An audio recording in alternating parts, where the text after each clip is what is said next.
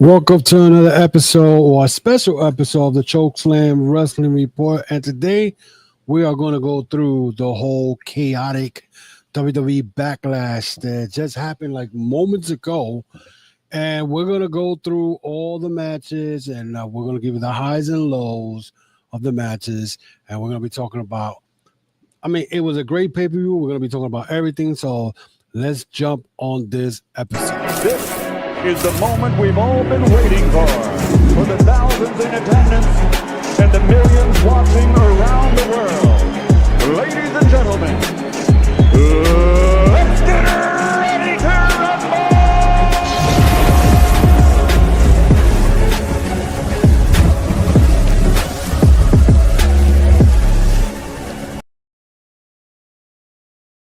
Welcome to another episode of the Chokeslam Wrestling Report. I am your host, the infamous Ultimate One. And yes, it's late. It's 10:17 and Backlash, WWE Backlash just finished and whatnot. And surprisingly enough, this pay-per-view lived up to the name Backlash.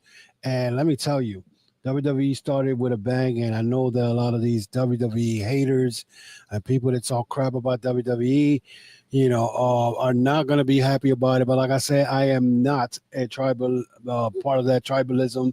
I did watch the episode or the pay-per-view, and I believe it was pretty good. And they started off with the fatal four-way match for the United States title that included Drew McIntyre, Damian Priest, LA Knight, and the champion Jacob Fatu.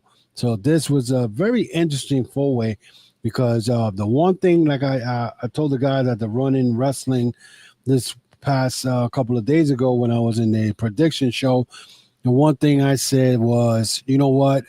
I really, really want to see Drew McIntyre and Jacob Fatu go at it. And it did happen. They did go at it. I expected more a volatile type of thing, but they did win at it. And it was a great match going back and forth. The Damian Priest and Drew McIntyre, they kind of eliminated themselves as far in the match because their rivalry is so heated right now that they went all the way to the middle of the crowd. They took a table. There were two tables lined up somewhere by the audio area, and Damian Priest ended up doing the choke slam on Drew McIntyre or something heaven, whatever it's called. So pretty much the match was pretty good, but who would have thought that WWE had something up their sleeve?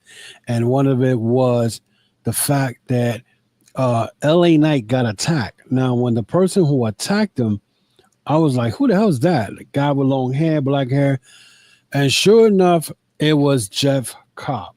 And this is probably one of the reasons why Jeff Cobb ended up leaving New Japan kind of early instead of him, Instead of him, staying in Japan, finishing up with Japan onto Dontaku, and they didn't. WWE pulled them. And this is the reason why they pulled him, was for him to debut at Backlash when he attacked LA Knight. Not only that, but now it becomes interesting. Now, it's funny because there was one of my guys that I talked to on Twitter said he did not know that Jeff Cobb was Samoan. Now, the crazy thing is, I do agree what he's saying, but again, Jeff Cobb was born in Guam, which is not far away from the Samoa Islands. There's part of the United States also, and so they added. It's the same thing. They added Tonga and Tangaloa to the bloodline, and they're not really Samoans. They're Tongans. So, but that was funny when I read that.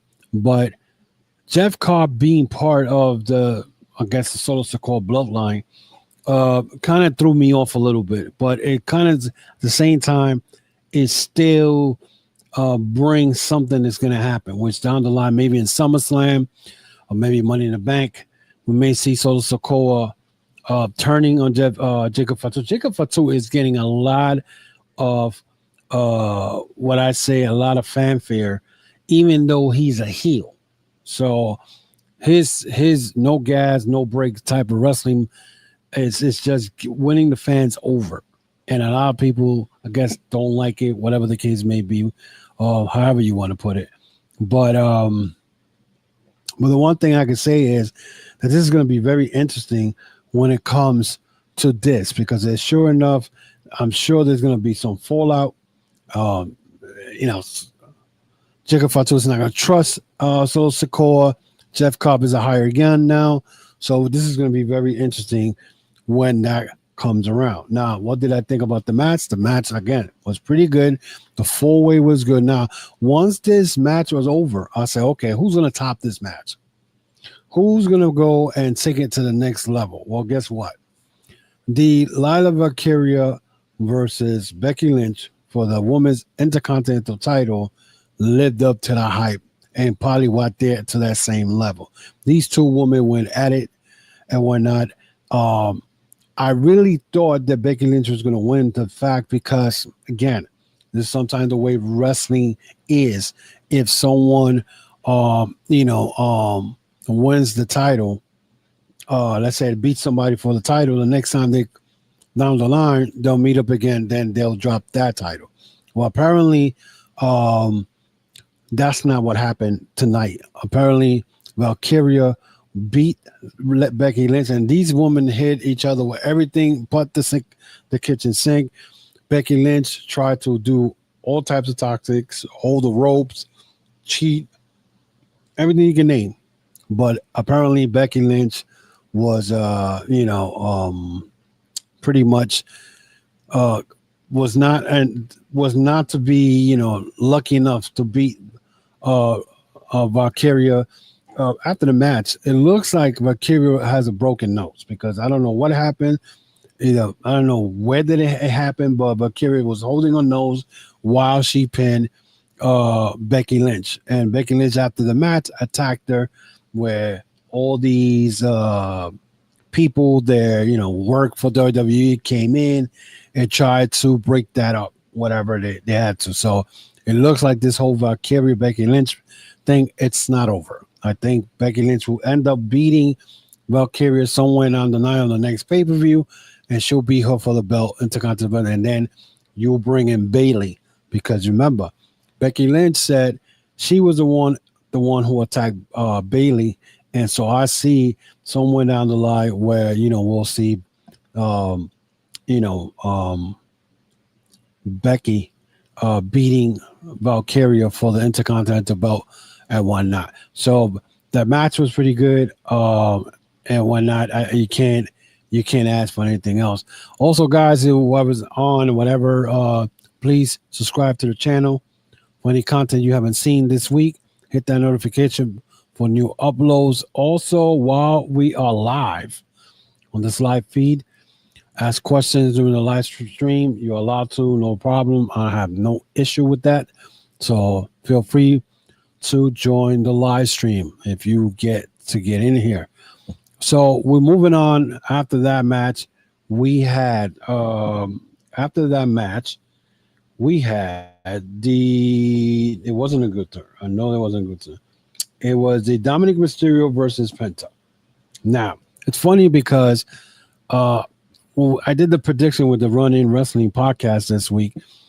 Someone said that Grande Americano was going to get involved with this. Now, apparently, Grande Americano, of course, wrestled Rey Fenix at WrestleMania after Rey Mysterio couldn't participate in that match.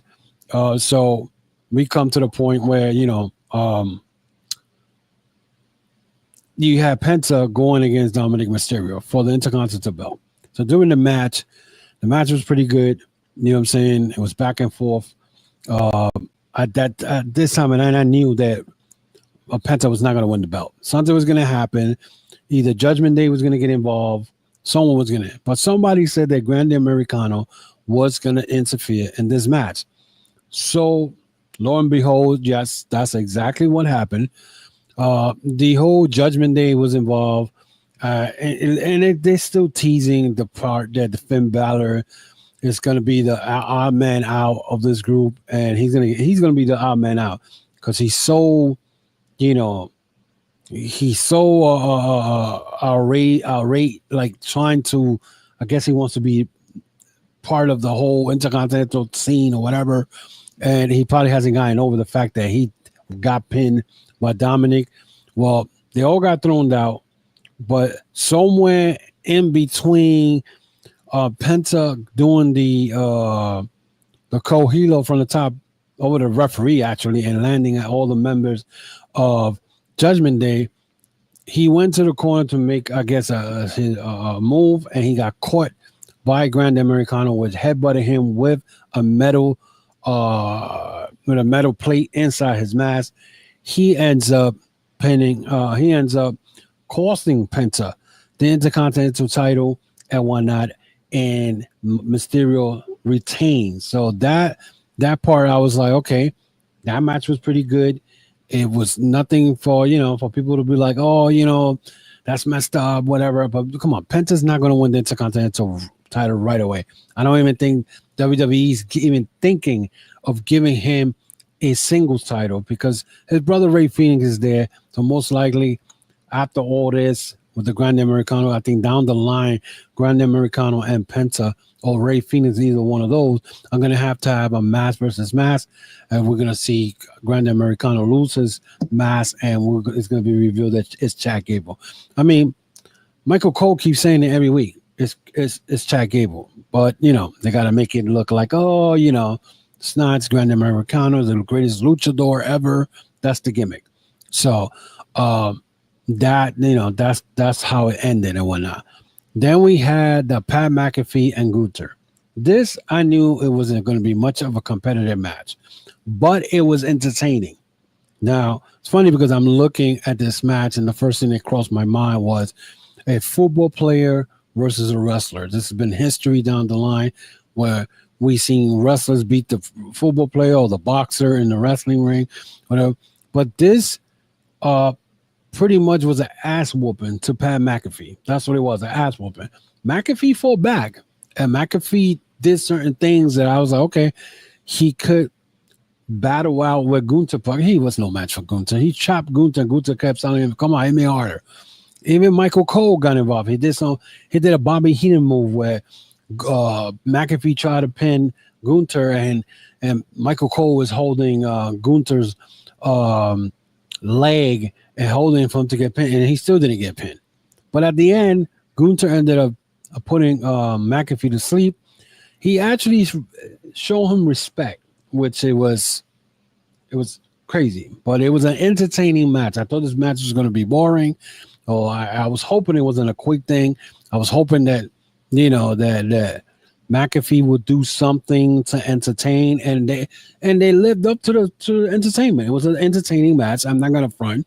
You know what I'm saying? Usually when they put in celebrities or they put people in there, you'd be like, really? This is stupid. But I knew McAfee was gonna get his ass whooped. That I knew that already. I knew that was gonna happen. But it was entertaining. Then Michael Cole was involved in this match. At first I thought he was gonna get powerbombed by Gunther, but that didn't happen. But at first I thought that Wade Barrett may come in and help Michael Cole. But if he would have done that, you would have had no more commentary. So they did that, which it was pretty good and whatnot. So I was very, very surprised at the entertainment out of that match. Then we went on to the world title match between John Cena and Randy Orton. That match, I mean, every time I turn around, I thought Randy was going to win the title, and why not? And John Cena, of course, the match was kind of a methodical type of match, little by little, these people going at it. But Randy Orton looked like most of the match, he was going to win the match. But then the referee got hurt at one point. There was John Cena was put through a table. Not once, twice, because the first one he was put through the table and didn't break until Randy Orton probably kind of kicked the leg out of it and whatnot. And it's funny because those new tables that they have now, by the commentators area, you can put somebody through there. It doesn't break like they usually do. And it breaks later on after the guy already went through or felt on top of it. But Cena went through it to 2 tables. Randy Orton, then the thing was the second referee came in, he got hit with the belt, and all these officials from the back came and whatnot and tried to help out the referee. And Nick Aldis caught a RKO, which lets me to believe that somewhere down the line, Nick Aldis is going to end up stepping in the ring to wrestle Randy Orton, because this is the second time this happened to Nick Aldis. But the whole thing was, after all that, the referee got knocked out. Next thing you know, Cena uses the belt. He pins Randy Orton with the belt after hitting. First, he hit him with a low blow. Then he hit him with the belt. He ends up pinning Randy Orton. It was a good showing part of Randy Orton. I was saying to myself, I knew Randy Orton was not going to win the world title for the simple fact Cena just won the belt at WrestleMania. So he was not going to lose it, especially when he still got 26 more dates and whatnot to go. So, I mean, it's crazy. But you know, I mean, I don't know who's going to be the next person who's going to challenge John Cena, because now, I mean, it's like John Cena. It's like John Cena won the belt. Now you're wondering how is it going to end for him. For the simple fact, The Rock put him there, and we all know the whole situation with The Rock.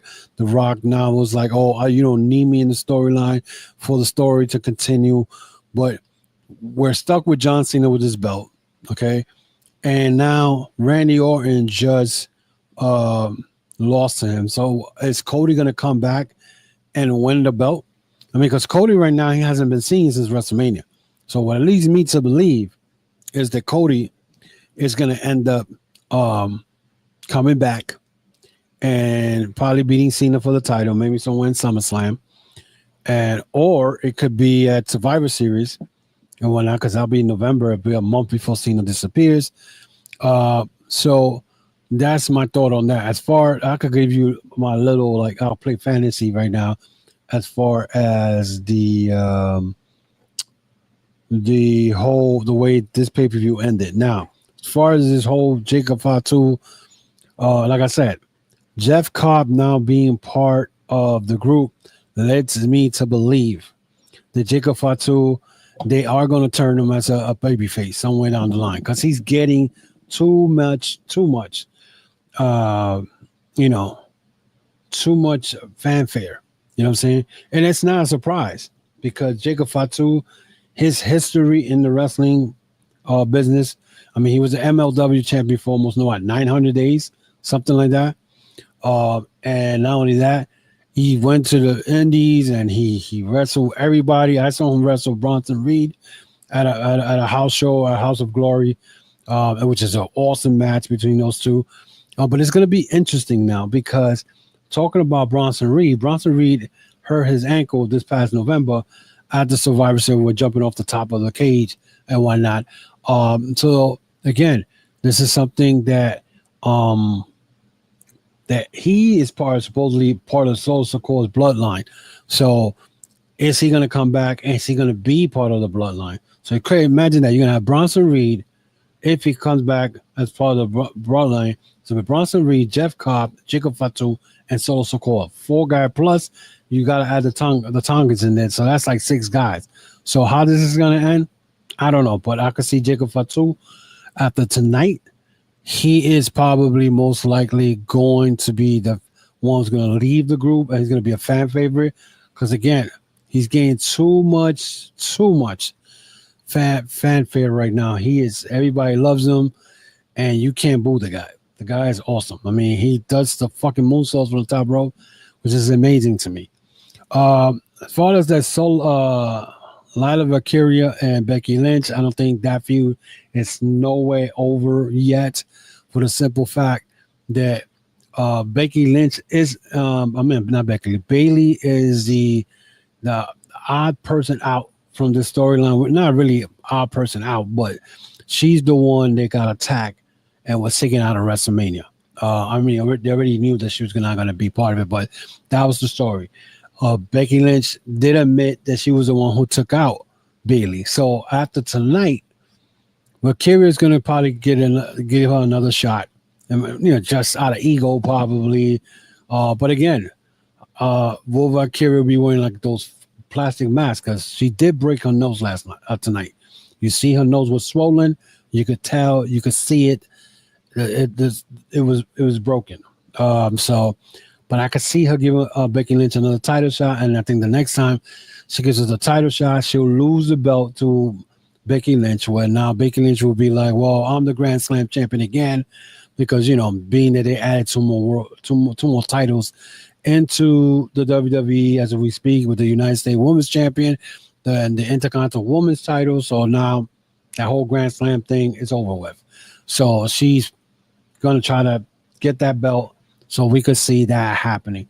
Also, so as far as the, what was the other one? Oh my God, what was the third match? I keep forgetting the third match. The third match was let me see. We're live. The Dominic Mysterio situation versus Dominic Mysterio situation. I think he's probably done with Penta. He probably is going to give a title shot to somebody else.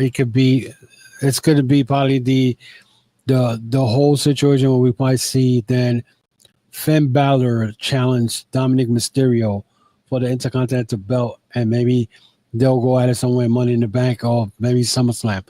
But that's the way I see they're going to be the big implosion of Judgment Day, where we'll probably see Finn Balor fight Dominic Mysterio, and I don't think Finn Balor is going to win the belt anyway, because that's when I think the guys from the group is going to turn on him, and I can see Finn Balor not being part of the Judgment Day anymore. But that's the way I'm looking at that whole storyline.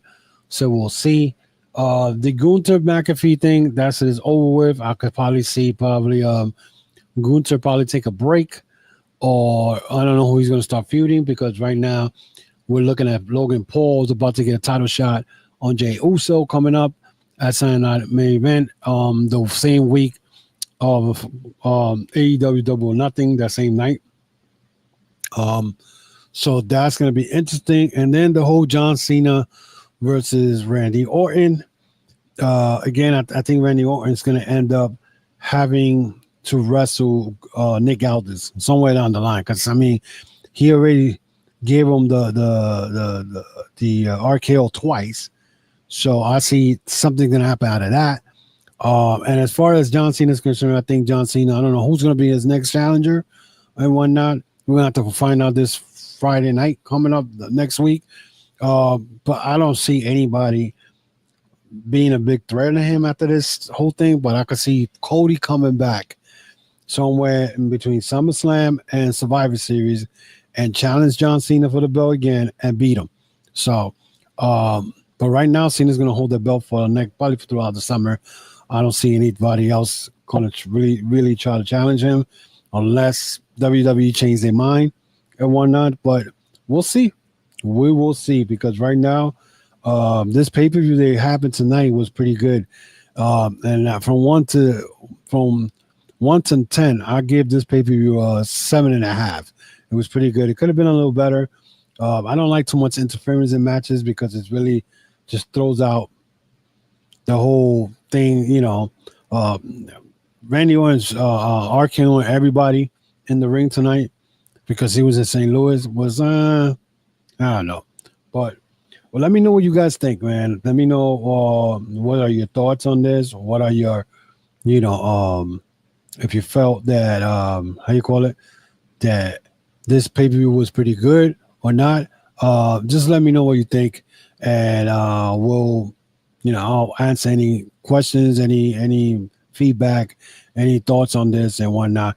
Again, guys, thank you very much for supporting the podcast this week. I mean, we are expanding and we're trying to get more subscribers. We're trying to get to 500, guys.